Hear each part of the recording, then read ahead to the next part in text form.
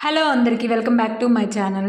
Choreographer Jani master పైన లైంగిక దాడి కేసు నమోదైంది. జానీ మాస్టర్ దగ్గర పనిచేసిన అసిస్టెంట్ తనని వేధిస్తున్నాడని కేసు నమోదు చేసింది. పోలీసులు నమోదు చేసిన ఎఫ్ఐఆర్ ప్రకారం మొదటిసారి ఆమెకి 2017లో ఢీ షో ద్వారా జానీ మాస్టర్ తోటి పరిచయం ఏర్పడిందని, 2019లో జానీ మాస్టర్ టీంలో అసిస్టెంట్గా జాయిన్ అయింది.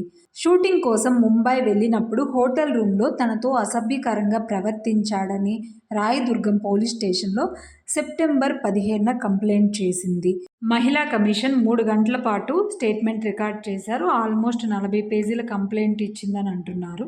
లైంగిక దాడికి పాల్పడినట్లు సెక్షన్ 376(2)(n), అలాగే క్రిమినల్ ఇంటిమిడేషన్ 506, 323 సెక్షన్ల కింద కేసు నమోదైంది.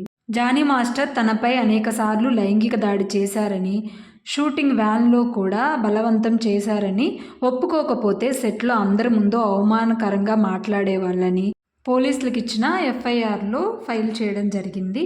ఈ విషయం ఎవరితోనైనా చెప్తే నీకు లైఫ్ లేకుండా చేస్తానని, ఎప్పటికీ సినీ ఇండస్ట్రీలో పనిచేయడానికి అవకాశాలు దొరకవని చెప్పేసి తనని ఇబ్బంది పెట్టినట్లు ఎఫ్ఐఆర్లో పేర్కొనడం జరిగింది. మతం మార్చుకొని తనని పెళ్లి చేసుకోవాలని బలవంత పెట్టినట్లు రాశారు. బాధితురాలు జానీ మాస్టర్ దగ్గర నుంచి వెళ్ళినప్పటికి కూడా జానీ మాస్టర్ భార్యతో కలిసి తన ఇంటికి వెళ్లి గొడవ పెట్టుకున్నారని, మతం మారాలని ఇబ్బంది పెడుతున్నట్లు పేర్కొన్నారు. ఇక లైంగిక దాడి జరిగినప్పుడు తను మైనర్ అని, తనకు హెల్ప్ అవసరమని తెలుగు ఫిలిం ఛాంబర్ మెంబర్స్ పేర్కొన్నారు. బాధితురాలు మైనర్ కావడంతో పోక్సో చట్టం కింద కేసు నమోదైంది. ఇది నాన్ బెయిలబుల్ కేసుగా నమోదవడంతో జానీ మాస్టర్ని అరెస్ట్ చేశారు. బెంగళూరు దగ్గరలో జానీ మాస్టర్ని అరెస్ట్ చేసినట్లు పోలీసులు ప్రకటించారు.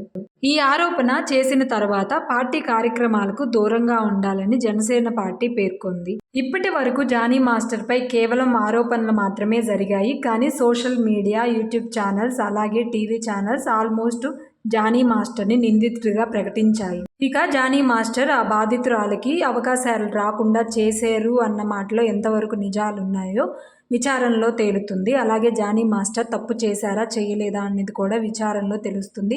బాధితురాలకి అవకాశాలు రాకుండా చేశారు అన్న మాటలో ఎంతవరకు నిజం ఉందో నాకు అర్థం కావట్లేదు. ఎందుకంటే ఢీ షో మొదలై దాదాపుగా 20 సంవత్సరాలు గడిచాయి. ఎంతమంది గొప్ప గొప్ప డాన్సర్స్ అందులో డాన్స్ వేశారు. టీవీ డ్యాన్స్ షో అన్నిటిలో ఢీ ఒక ప్రత్యేకమైనది.